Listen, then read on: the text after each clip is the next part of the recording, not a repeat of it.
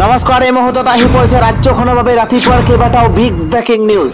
আজি 14 জানুৱাৰী অসমৰ লগতে ভাৰতৰ বিভিন্ন প্ৰান্তৰ পৰা এনে ধৰণৰ খবৰসমূহ নিতৌ চাবৰ কাৰণে চেনেলটো সাবস্ক্ৰাইব কৰি ভিডিঅ'টোত এটা লাইক কৰি দিব। এই মুহূৰ্তত জনাই আছো এটা ব্ৰেকিং নিউজ। অসমৰ মুছলমানৰ মনত ভয়ৰ চাদৰ মেৰিয়াই দিছে হিমন্ত বিশ্ব শৰ্মাই।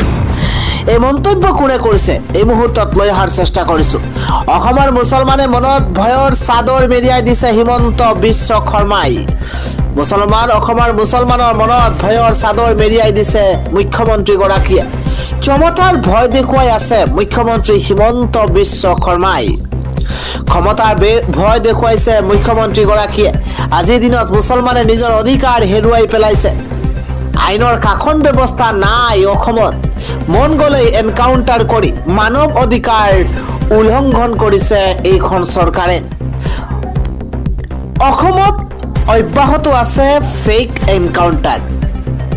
অসমত এনকাউণ্টাৰৰ নামত পুলিচ ৰাজ চলিছে। মুখ্যমন্ত্ৰী ডক্টৰ হিমন্ত বিশ্ব শৰ্মাক ক্ষুদ্ৰ সমালোচনা কৰিছে ABMCৰ সভাপতি টাইছন হুছেইনে। পৰৱৰ্তী খবৰটো হৈছে উৰুকাৰ দিনাই গুৱাহাটী মহানগৰীৰ চাঞ্চল্যকৰ আত্মহনন। পূব খৰণীয়াৰ ভাড়াঘৰত চিপ লোৱা অৱস্থাতে উদ্ধাৰ কৰা হৈছে এইগৰাকী যুৱতীৰ মৃতদেহ। যুৱতীগৰাকী বিশ্বনাথ চাৰিআলিৰ ইশা মূল বুলি জানিব পৰা গৈছে। ৰাতিপুৱাৰ পৰৱৰ্তী ব্ৰেকিং নিউজ। পঞ্চায়ত নিৰ্বাচনত অৱতীৰ্ণ হ'বলৈ কি যোগ্যতা লাগিব এই তালিকা ইতিমধ্যে প্ৰকাশ কৰা হৈছে। এই মুহূৰ্তত জনাই আছো এটা ব্ৰেকিং নিউজ। পলিটিকেল ডাঙৰ খবৰ এই মুহূৰ্তত জনোৱাৰ চেষ্টা কৰিছো। ঘোষণা কৰা হ'ল পঞ্চায়ত নিৰ্বাচনৰ প্ৰাৰ্থীৰ যোগ্যতাৰ তালিকা। উল্লেখ কৰা নিয়মৰ বাহিৰত গ'লেই বাতিল হ'ব মনোনয়ন পত্ৰ। গাঁও পঞ্চায়ত, আঞ্চলিক পঞ্চায়ত আৰু জিলা পৰিষদৰ প্ৰাৰ্থীৰ বয়স হ'ব লাগিব 21 বছৰ। আমি এটা ডাঙৰ খবৰ জনোৱাৰ চেষ্টা কৰিছো। প্ৰাৰ্থীগৰাকী বাল্য বিবাহ কৰোৱা হ'ব নালাগিব। সাধাৰণ শ্ৰেণীৰ প্ৰাৰ্থীগৰাকী ৰাজ্য অথবা কেন্দ্ৰীয় চৰকাৰৰ যিকোনো বোৰ্ড অথবা সমানুপাতিক পৰীক্ষাত অৱতীৰ্ণ হ'ব লাগিব প্ৰাৰ্থীগৰাকী। অনুসূচিত জাতি, জনজাতি আৰু অন্যান্য পিছপৰা শ্ৰেণীৰ প্ৰাৰ্থী 10ম শ্ৰেণীলৈ পঢ়া হ'ব লাগিব। জিলা পৰিষদৰ ৰাজ্য অথবা কেন্দ্ৰীয় চৰকাৰৰ যিকোনো বোৰ্ড অথবা সমানুপাতিক পৰীক্ষাত উত্তীৰ্ণ হ'ব লাগিব প্ৰাৰ্থীগৰাকী।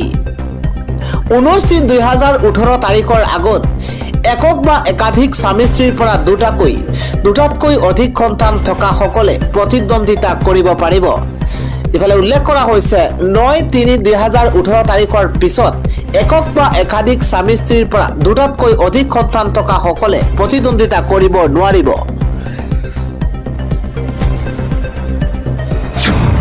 আন এটা গুৰুত্বপূৰ্ণ খবৰ হৈছে পাকিস্তানৰ প্ৰতি মেহেৰবান হৈছে বাংলাদেশ। ইউনুছ চৰকাৰে লৈছে এই ডাঙৰ পদক্ষেপ। জনাই আছো এটা ডাঙৰ খবৰ। পাকিস্তানৰ প্ৰতি মেহেৰবান হৈছে এবাৰ বাংলাদেশ। ইউনুছ চৰকাৰে লৈছে এটা ডাঙৰ পদক্ষেপ। সম্পৰ্ক মধুৰ হৈছে পাকিস্তান আৰু বাংলাদেশৰ। এটা ব্ৰেকিং নিউজ। সম্পৰ্ক মধুৰ হৈছে পাকিস্তান আৰু বাংলাদেশৰ। বন্ধুত্বৰ বাবেই সকলো সম্ভৱ চেষ্টা কৰি আছে দুয়োখন দেশে। বন্ধুত্বৰ বাবে সকলো সম্ভৱ চেষ্টা কৰিছে দুয়োখন দেশে। কিন্তু পাকিস্তানৰ চুবুৰীয়া দেশ আফগানিস্তানৰ সৈতে নাই তেনে কোনো সম্পৰ্ক। পাকিস্তানৰ জনসাধাৰণৰ বাবে এটা ডাঙৰ সিদ্ধান্ত লৈছে ইউনুছ চৰকাৰে। পাকিস্তানৰ লোকসকলৰ বাবে ভিজা প্ৰক্ৰিয়া সহজ কৰিছে বাংলাদেশে। এতিয়া ভিজা পাব অতি সহজতেই আহিব পাৰিব বাংলাদেশলৈ। বাণিজ্যিক আৰু অৰ্থনৈতিক সম্পৰ্ক অধিক শক্তিশালী কৰাৰ বাবে এই প্ৰয়াস বাংলাদেশৰ। পাকিস্তানত বাংলাদেশৰ উচ্চায়ুক্ত ইকবাল হুছেইনে উল্লেখ কৰে এই বিষয়ে। 11 জানুৱাৰীত Lahore chamber of commerce and ইণ্ডাষ্ট্ৰীত এই বৃহৎ ঘোষণা। যোৱা দশকত দুয়োখন দেশৰ মাজৰ সম্পৰ্ক সন্তোষজনক হোৱা নাই, কিন্তু এতিয়া সলনি হৈছে পৰিৱেশ। পাকিস্তান আৰু বাংলাদেশৰ মাজত হৈছে বন্ধুত্ব। 2023-24 বৰ্ষত পাকিস্তান আৰু বাংলাদেশৰ মাজত পাৰস্পৰিক বাণিজ্য আছিল $718 নিযুত। পৰৱৰ্তী আন এটা ব্ৰেকিং নিউজ হৈছে এটা বেয়া খবৰ জনাৰ চেষ্টা কৰিছো উত্তৰাখণ্ডত ভয়ংকৰ পথ দুৰ্ঘটনা সংঘটিত হৈছে খাৱৈত পৰিছে যাত্ৰীবাহী বাছ 5 গৰাকীকৈ লোকৰ মৃত্যু হোৱাৰ বিপৰীতে 17 গৰাকীকৈ লোক গুৰুতৰভাৱে আহত হৈছে এখন বাছ ভয়ংকৰ পথ দুৰ্ঘটনা সংঘটিত হৈছে নিয়ন্ত্ৰণ হেৰুৱাই 100 ফুট তললৈ বাগৰি পৰিছে যাত্ৰীবাহী বাছখন উত্তৰাখণ্ডত এই ভয়ংকৰ দুৰ্ঘটনাত 5 গৰাকীকৈ লোকৰ কৰুণ মৃত্যু 17 গৰাকীকৈ লোক গুৰুতৰভাৱে আহত হৈছে তেওঁলোকৰ বহুতৰ অৱস্থা সংকটজনক বুলি ইতিমধ্যে জানিব পৰা গৈছে জানিব পৰা অনুসৰি দেওবাৰে উত্তৰাখণ্ডৰ পৌৰী গড়ৱাল জিলাৰ সংঘটিত হৈছে ভয়ংকৰ পথ দুৰ্ঘটনা 22 জন যাত্ৰী লৈ পৌৰীৰ পৰা দহলচুৰিলৈ গৈ আছিল বাছখন কেনেবাকৈ নিয়ন্ত্ৰণ হেৰুৱাই বাছখন 100 ফুট দ খাৱৈত বাগৰি পৰিছে আৰু তাৰ পিছতেই ভয়ংকৰ পথ দুৰ্ঘটনা সংঘটিত হৈছে তিতাতে 4 গৰাকীকৈ যাত্ৰীৰ মৃত্যু হৈছে বাকি 18 গৰাকী যাত্ৰীক উদ্ধাৰ কৰি চিকিৎসালয়লৈ লৈ যোৱা হৈছে ইয়াৰে এজন চিকিৎসাৰ সময়ত মৃত্যু হৈছে বুলি জানিব পৰা গৈছে মূলতে এই দুৰ্ঘটনাত মৃত্যু হোৱা লোকৰ সংখ্যা মুঠ 5 জন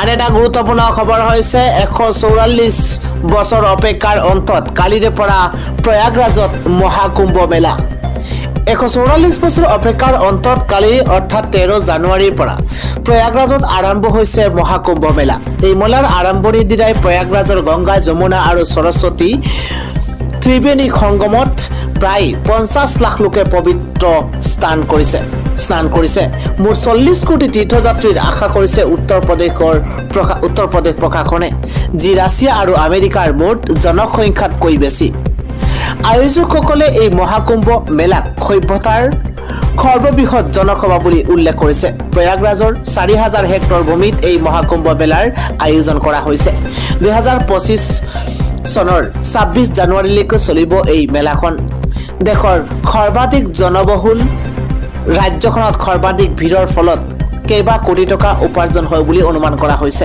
বিগত 45 দিন ধৰি এই মহাকুম্ভ মেলাক কেন্দ্ৰ কৰি কেইবাটাও অনুষ্ঠানৰ আয়োজন কৰা হৈছে জানিব পৰা মতে যদি মহাকুম্ভ মেলাত 40 কোটি তীৰ্থযাত্ৰীয়ে গড়ে 5000 টকা খৰচ কৰে তেন্তে প্ৰয়াগৰাজত 2 লাখ কোটি ব্যৱসায় কৰিব পৰা যাব এক প্ৰতিবেদন অনুসৰি যদি তীৰ্থযাত্ৰীসকলে প্ৰতিজন ব্যক্তিৰ বাবে 10000 টকা খৰচ কৰে তেন্তে ব্যৱসায় পৰিমাণ 4 লাখ কোটি টকালৈ বৃদ্ধি পাব যাৰ ফলত সমগ্ৰ দেশৰ জিডিপি 1% বৃদ্ধি পাব যৌথ উদ্যোগ ইস্কন আদানী গ্ৰুপ আদিয়ে এই মহাকুম্ভ মেলাত ভক্তসকলক মাহ প্ৰসাদ বিতৰণ কৰিব এই মেলাত অস্থায়ী চিকিৎসা শিবিৰ আয়ুৰ্বেদিক সামগ্ৰী আৰু ঔষধে ব্যৱসায়ত আৰু 3000 কোটি টকা উপাৰ্জন কৰিব পাৰে ই টিকট ডিজিটেল পেমেন্ট ওয়াইফাই সেৱাৰ পৰা 1000 কোটি টকা সংগ্ৰহ কৰিব পাৰিব মনোৰঞ্জন অনুষ্ঠান বিজ্ঞাপন আৰু প্ৰচাৰৰ পৰা চৰকাৰী ৰাজকোষত 10000 কোটি টকা জমা হ'ব পাৰে মহাকুম্ভ মেলাৰ আৰম্ভণিতে এই বিশেষ বাৰ্তা প্ৰদান কৰিছে প্ৰধানমন্ত্ৰী নৰেন্দ্ৰ মোদীয়ে সামাজিক মাধ্যমৰ এটা পোষ্টত তেওঁ লিখিছে যে প্ৰয়াগৰাজত 2025ত আৰম্ভ হোৱা এই মহাকুম্ভ মেলাত অসংখ্য মানুহ গোট খাব য'ত ভাৰতীয় সংস্কৃতিৰ উদযাপন কৰা হ'ব ইয়াত হিন্দু সভ্যতাৰ দীৰ্ঘদিনীয়া আধ্যাত্মিকতা আৰু ঈশ্বৰৰ ওপৰত আস্থা আৰু সমন্বয়ৰ আভাস পোৱা যাব